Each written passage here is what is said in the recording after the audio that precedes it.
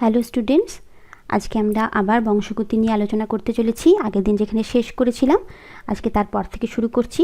আগের দিন শেষ করেছিলাম মেন্ডেলের দ্বিসংকর জননের পরীক্ষা মটর গাছের উপর, তা চেকার বোর্ডের মাধ্যমে ফিনোটাইপ নির্ণয় করে আমরা দেখিয়েছিলাম।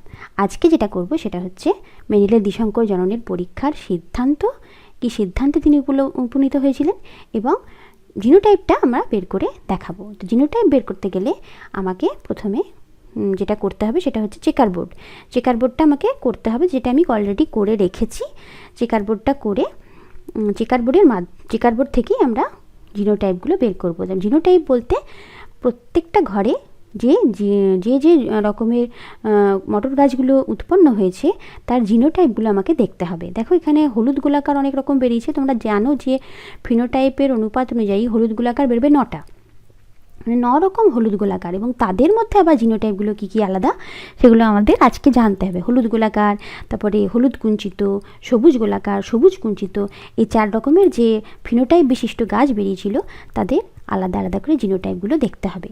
তাই জিনোটাইপ দেখতে গেলে আমাকে প্রত্যেকটা ঘর আলাদা আলাদা করে বিচার করতে হবে। তার প্রথম ঘরটা আমি দেখব কী কী লেখা আছে, capital Y, capital Y, capital R, capital R. তাহলে আমাকে এখানে লিখতে হবে প্রথমে জিনোটাইপগুলো আলাদা আলাদা করে, যেহেতু লিখছি সেই জন্য এখানে লিখব capital Y, capital Y, capital R, capital R. আমাকে এইটা লিখে এইটার এই একই কম্বিনেশনে জিনোটাইপ আর কোথাও আছে কিনা একটু খুঁজে দেখতে হবে।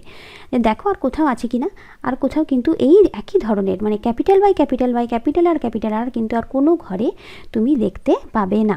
তাহলে এইটা কিন্তু একটি ঘরে আছে। তাহলে এখানে আমি ব্র্যাকেটে 1 লিখলাম, দিয়ে পাশে লিখে দিলাম 1। তার মানে এটা একটাই ঘরে আছে বলে এইটা 1 হলো।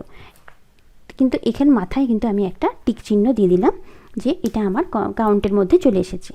এটা আমার এই রাইট চিহ্নটা দিলে তোমার সুবিধা হবে। নেক্সট যে ঘরটা আছে সেটা হচ্ছে 2 নম্বর ঘর। 2 নম্বর ঘরে জিনোটাইপটা কী লেখা আছে, capital Y, capital Y, capital R, small R. দেখো এও হলুদ গোলাকার, এও হলুদ গোলাকার, কিন্তু এর জিনোটাইপ কিন্তু আলাদা। হ্যাঁ, তাহলে এখানে আমি এই 2 নম্বর ঘরে জিনোটাইপটা লিখেছি। আমাকে খুঁজে বার করতে হবে 2 নম্বর ছাড়া আর কোথায় এই জিনোটাইপটা দেখতে পাওয়া যাচ্ছে। 2 নম্বর ছাড়া কিন্তু আমি দেখতে পেয়ে গেছি যে 5 নম্বর ঘরে এই জিনোটাইপটা রয়েছে। তাহলে 2 আর 5 এটাই দাগ দিলাম, 2 আর 5-এ দাগ দিলাম, দিয়ে এখানে আমি লিখে দিলাম 2। নেক্সট ঘর দেখো 3 নম্বর ঘর। এটা আছে capital Y, small Y, capital R, capital R. এটা 3-এ আছে, আর কোথায় আছে একটু খুঁজে বার করতে হবে। 3-এর পরে দেখো এটা পাচ্ছ, এটা একই কম্বিনেশন কিন্তু এই 9 নম্বর ঘরে আছে। Capital Y, small Y, capital R, capital R, capital Y, small Y, capital R, capital R. তাহলে 3-এর পরে আমি কোথায় পেলাম 9। তাহলে এখানে লিখে দিলাম 2, আর কিন্তু কোথাও নেই। তাহলে 3 আর 9-এর মাথায় আমাকে একটু দাগ দিয়ে নিতে হবে। 3-এ আর 9 দাগ দিয়ে নিলাম। এবার 4 নম্বর ঘর। 4 নম্বর ঘরে আছে capital Y, small Y, capital R, small R. 4 number ঘরে এটা 4-এ আছে, আর কোথাও আছে খুঁজে বার করতে হবে। আর দেখো 4-এর পরে 6-এ নেই, 5টা যেহেতু অলরেডি কাউন্টেড, 6-এ নেই, 7-এ আছে। 7 আর 4 একই রকম। তারপরে আসছে 10, 7, 4, 10, 10-এর পরে 12। দেখো 4, 7, 10, 12, এই 10, 13, 4, 7, 10 আর 13, এই 4টে ঘর, 4, 7, 10, 13, এই 4টে ঘর কিন্তু একই রকম জিনোটাইপ বিশিষ্ট। এখানে আমি লিখে দিলাম 4, 7, 10, 13, দিয়ে এটা হয়ে গেল 4টে। তাহলে এখানে আমাকে মাথায় এগুলোকে টিক দিয়ে দিতে হবে। কোনাকুনি পাচ্ছ, দেখো 4, 7, 10, 13 কোনাকুনি। তাহলে এটা হয়ে গেল। এবার নেক্সট হচ্ছে 6 নম্বর ঘর। 6 নম্বর ঘরের মাথায় দাগ দেওয়া নেই, তাহলে 6 নম্বর ঘরটাকে আমি দেখতে হবে ক্যাপিটাল ওয়াই, স্মল আর, এটা আছে 6 নম্বর ঘরে। 6 নম্বর ছাড়া আর কোথাও আছে কি না একটু দেখে নিই, যেগুলোর মাথায় দাগ পড়েনি সেগুলো দেখব। নেই, আর কোথাও কিন্তু এটা নেই। তাহলে ক্যাপিটাল ওয়াই, স্মল আর জিনোটাইপ বিশিষ্ট একরকম গাছই আমি পেয়েছি, যেটা আছে কোথায় 6 নম্বর ঘরে। তাহলে 6 নম্বরের মাথায় দাগ দিয়ে দিলাম। এবার 7 নম্বর ঘর আর ডিকাউন্ট হয়ে গেছে। 8 নম্বর ঘরে কি আছে, ক্যাপিটাল ওয়াই, স্মল আর, এটা আছে 8টে। 8-এর পরে আমি যেটা ক্যাপিটাল আর স্মল আর 8 আর তারপরে আছে 14-তে 14, 8 আর 14 দুটো ঘর পেয়েছি। তাহলে 8 আর 14ই আমি দাগ দিয়ে দিলাম, 8, 14। এবার নেক্সট ঘর মাথায় দাগ দেওয়া নেই, আছে 11 নম্বর ঘর। 11 নম্বর ঘরে আছে স্মল ওয়াই ক্যাপিটাল আর। এখানে আমি 11 লিখলাম। আর কোথাও আছে কিনা একটু খুঁজে বার করতে হবে। স্মল ওয়াই ক্যাপিটাল আর, দেখো যে ঘরগুলোর মাথায় দাগ দেওয়া নেই সেই ঘরগুলোর মধ্যে আর কোথাও কিন্তু নেই। তাহলে ওই একটা ঘরেই আছে, তাহলে এখানে আমি 11 নম্বর ঘরেই পেয়েছি, তাহলে এখানে আমি লিখলাম 1। এখানে 11 নম্বর ঘরের মাথায় আমাকে দাগ দিয়ে দিতে হবে। এবার 12 নম্বর ঘর। 12 নম্বর ঘরে আছে স্মল ওয়াই ক্যাপিটাল আর। 12 নম্বর ঘরে আছে 12 আর 15। 12, 15 কিন্তু একই রকম, তাহলে 12 আর 15 দাগ হয়ে গেল। 12, 15 দাগ হয়ে গেল, তাহলে দুটো হলো। আর আছে পড়ে আছে শেষ ঘরটা স্মল ওয়াই আর 16 নম্বর ঘর। তাহলে এটা একটাই আছে, আমি 1 লিখলাম। 16 নম্বর ঘরেও দাগ দিয়ে দিলাম। তাহলে এবার আমার এখান থেকে দেখো সবকটা ঘরে জিনোটাইপ আমি এখানে কিন্তু লিখে রেখেছি, কোন ঘরে কী জিনোটাইপ এবং কটা করে আছে সেগুলো কিন্তু এখানে কাউন্ট করে দেওয়া আছে, ঘর নাম্বারগুলোও দেওয়া আছে। এবার জিনোটাইপটা কি? জিনোটাইপটা হচ্ছে এই যে নাম্বারগুলো বেরিয়েছে এটার রেশিওটাই হচ্ছে জিনোটাইপ। তার মানে জিনোটাইপ মেন্ডেলের দ্বিসংকর জননের পরীক্ষার মাধ্যমে যে জিনোটাইপটা বেরিয়েছিল সেই জিনোটাইপটা হচ্ছে 1:2:2:4:1:1:2:1:1। তাহলে এখানে আবার বলছি 1:2:2:4:1:2:1:2:1। তাহলে এই জিনোটাইপটা যদি বেরোয় তাহলেই বুঝবে যে তোমার ক্যালকুলেশন ঠিক আছে। এটা একটু মনে রাখতে হবে। এই জিনিসটা যদি ঠিকঠাক করতে পারো তাহলে এটা অটোমেটিক ইজিলি বেরিয়ে চলে আসবে। এবার এই যে জিনোটাইপ আর ফিনোটাইপ বেরোলো, এই যে মেন্ডেলের দ্বিসংকর জননের পরীক্ষা, এই পরীক্ষাটা তোমরা গিনিপিগের মাধ্যমেও করতে পারো, যেটা আমি মটর গাছের ক্ষেত্রে দেখিয়েছিলাম, একসংকর জননের ক্ষেত্রে যেটা দেখিয়েছিলাম, এটা গিনিপিগের মাধ্যমেও তোমরা এটা প্র্যাকটিস করতে পারো।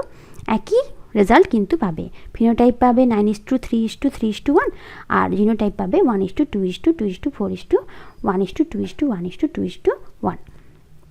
তাহলে এবার আমাদের জানতে হবে যে মেন্ডেল এই দ্বিসংকর জননের পরীক্ষা দ্বারা কী সিদ্ধান্তে উপনীত হয়েছিলেন।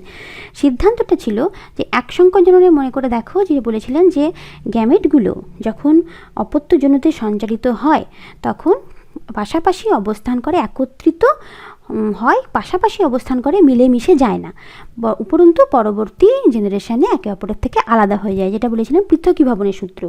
এখানে উনি বললেন যে শুধুমাত্র গ্যামেটগুলো আলাদা হয় না, বরঞ্চ যে কোনো প্রকার সমন্বয়ে স্বাধীনভাবে সঞ্চারিত হতে পারে।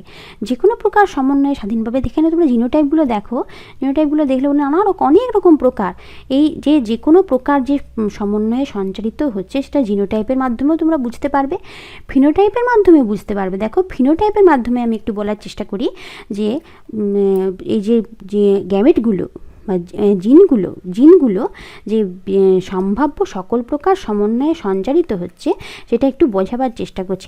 আমি ফিনোটাইপটা আরেকবার লিখছি, দেখো কিভাবে ফিনোটাইপটা তোমরা মনে করে দেখো। ফিনোটাইপ কী ছিল?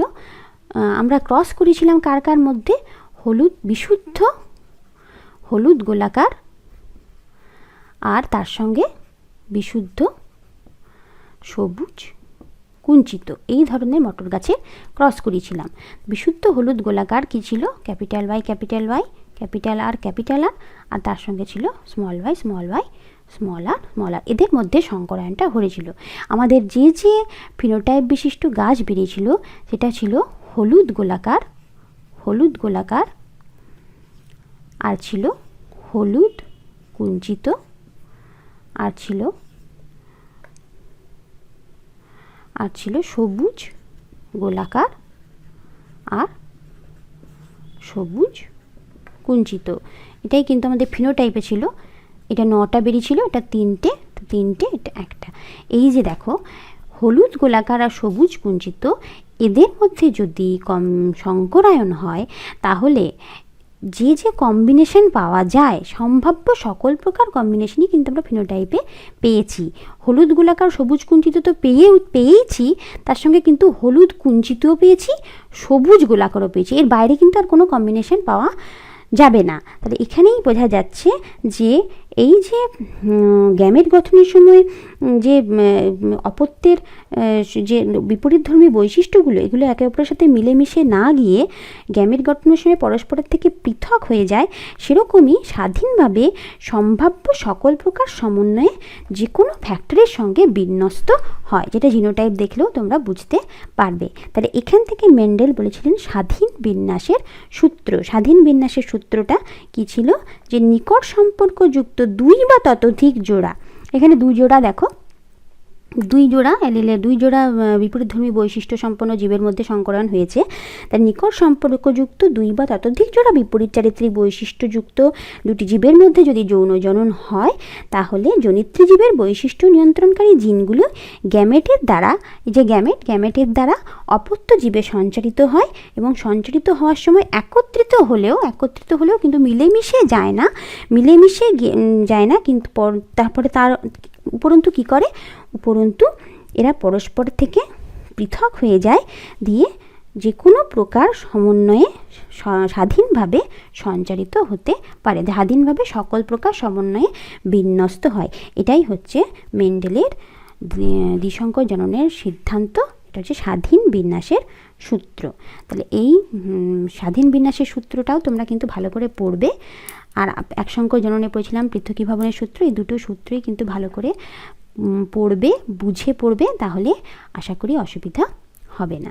তাহলে আজকে আমাদের এইটুকুই, আমরা পরে আবার নতুন কিছু পড়ব।